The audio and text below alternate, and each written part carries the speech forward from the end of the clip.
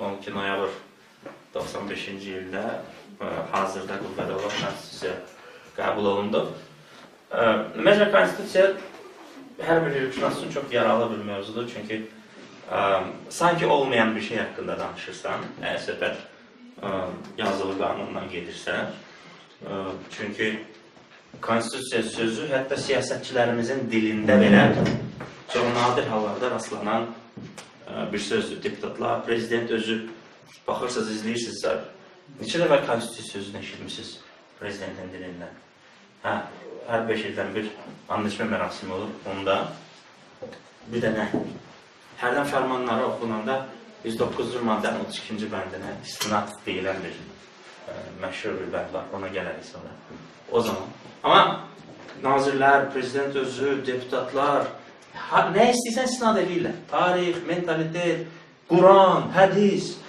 Konstitusiya yoxdur dildə sanki. Dildə yoxdursa, düşüncədə yoxdur deyək. Amma konstitusiya heç yoxdur demək olmur. Çünki konstitusiyasız cəmiyyət olmur. Bizdə konstitusiya ənənəsi onun müasir formasındakı yazılı sənəd, qanun şəklində ona riayət etmək, onun birbaşa qüvvəsi olmayıb ilk zaman tarixdə. Bugün də yoxdur. Yəni yazılı sənəd var. Amma açıb baxın, inandırıcı gəlmir o mətn. Açırsan, hər kəsin məsələn nə? Toplaşmaq azadlığı var. Açdın, oxudun. İnanmağın gəlmir amma. Çünki o toplaşmaq azadlığını gerçəkləşdirmək istədiyin anda qarşıma o qədər əngəllər çıxır ki, hələ təhlükələr demirəm. Buraxın siyasəti, başqa bir toplaşma olsun, yenə də əngəllər olasıdır. Birləşmə azadlığı da elə, ifadə azadlığı da elə, bir çox şeylərlə, o mətndə yazılmışlarla o hekayədir. Gerçəklikdə olan hadisələrin arasında böyük bir məsafə var. Və 95-ci il konstitusiyası ilk özümüzün deyə biləcəyimiz, özümüzün yazdığımız konstitusiya oldu. Amma onu da hələ ki yazıldığı kimi işlədə bilməmişik. Çünki konstitusiyanın içində xeyli deklarativ müddəalar, belə xoş xəyal. O da yazılanda, baxmayaraq ki, özümüz yazmışıq, yazanda öz tələbatımız üçün deyil, kənardan necə görünəcək deyə yazmışıq. Amerikada, Avropada desinlər ki, nə gözəl bulan, ayrıca bir insan haqları fəsli var. Heç Amerika konstitusiyasında belə yox. Bizdə müstəqillik haqqında aktda, 91-ci il oktyabrın 8-də qəbul olmuş aktda, yazılsa da ki, Azərbaycan Respublikası, Azərbaycan Xalq Cümhuriyyətinin varisidir. Amma quruluşuna görə deyil. Biz Parlament Respublikasına doğru getmədik. 95-ci ildə var idi elə söhbətlər, təkliflər ki, biz Parlament Respublikası eləyək. O zaman bunu ən çox gündəmə gətirən Hamid idi. Etibar Məmmədov hətta Konstitusiya Komissiyasının üzvü idi. Özlərinin dediyinə görə hətta layihələri də vardı, amma o layihələri heç kim görməyib. Amma hər halda söz olaraq mövzunu gətirmişlər ki, Parlament Respublikası olmalıdır. Keçmədi Parlament Respublikası. Hamı bunu Heydər Əliyevin iradəsinə bağlayıb, doğru, yəni bu aydındır. Aydındır ki, Heydər Əliyev hakimiyyəti öz əlində cəmləşdirmək istəyirdi. Onun o şəxsi iddiaları var idi. Amma bir tək o deyil. 95-ci il durumu xatırlayın, şəxsən görməmişsiniz bəziləriniz. 95-ci ildə Heydər Əliyev o dərəcədə güclü deyildi ki, şəxsi iradəsini bu şəkildə rahat tətbiq edə bilsin. Hələ Sürət Hüseynov, təzə, Rəsul Quliyev, bunlar hamısı hələ yeni hakimiyyətin əlinə almağa başlamışdılar. Çox kompromislərə getməli idi. Yəni, çox çətin mürəkkəbdir. Pul yox idi, neft pulları yox idi. Nizami ordu demək olar ki, yox idi. Polis çox zəif idi. Yəni, iqtisadi resurslar hələ ki, mərkəzləşdirilməmişdir. Yəni, 95-ci il elə bir il idi ki, bir tək Heydər Əliyev bunu istədi deyə belə oldu hekayəsi keçmir. İnandırıcı gəlmir, yəni. Bəs necə oldu ki, belə oldu? Burada artıq xarici məsələlər var. Problem ondadır da, yəni bizi dövlət olaraq müstəqilliyimizi təmin edən nədirsə, içimizdə demokratikləşmemizi də əngəlləyən də odur. Neft və neftə bağlı qərb maraqları. Məsələn, ondadır ki, müharibəni uduzmuş, torpaqları işğal olunmuş, hökuməti devrilmiş, idarənin özündə onama qədər 2 dəfə devirmə cəhdləri olub, özünü yana idarəliyir. Bir mühitdə qərb burada elə bir sistem olmasını istəyib ki, burada bir adamın sözü keçsin. Yəni, siz elə bir parlament respublikası quracaqsınız, parlamentinizdə fraksiyalar olacaq, solçular bir şey deyəcək, sağçılar başqa şey deyəcək, koalisyon hökumət quracaqsınız, biz sizinlə belə işləyə bilməyik. Bir adamın sözü keçməli, o adam kimdirsə biz ondan işləyəcək.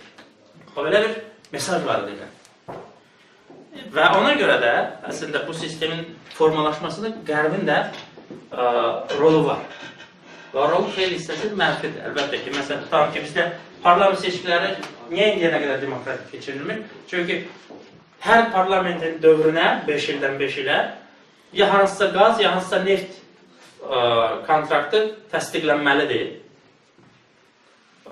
Bu da yer gəlmişkən çox absurd bir şeydir hüququn özünə görə. Neft kontraktı dövlətlər arası müqavilə deyil. Neft kontraktı özəl hüquq müqaviləsidir. Parlament ratifikasiyasını tələb etmir. Amma Azərbaycanın o dövründə qərb şirkətləri və onların arxasında olan qərb hökumətləri zəmanət istəyirdilər. O zəmanəti də bu cür düşündülər ki, parlamentdə ratifikasiya olsun. Və bu parlamentdə ratifikasiya olduğuna görə parlament seçkilərini açıq buraxmayıblar bugünə qədər. Və ona görə qərb də buna gözünü yumur. Biraz da tənqid edir, bəyanat yayır, amma çox üstünə gəlmir bu iqtidarın. Çünki özünün maraqlarına uyğundur parlamentin bu şəkildə olması.